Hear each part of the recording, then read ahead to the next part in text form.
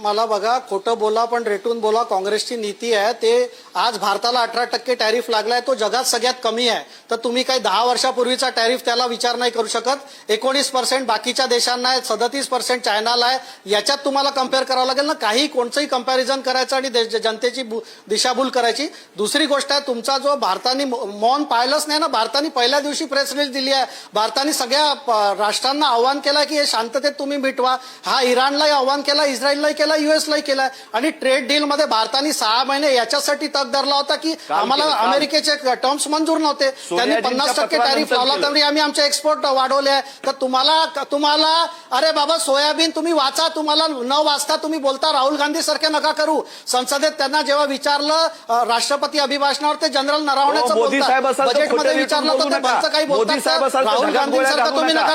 अरे हनुमानजी, राहुल गांधीसारखं नका करू. राहुल गांधींसारखं करू नका. तुम्ही प्रवक्ते आहे, तुम्ही प्रवक्ते. राहुल गांधींसारखं करू नका. तुम्हाला काही ट्रेड डील बद्दल काही माहिती नाही.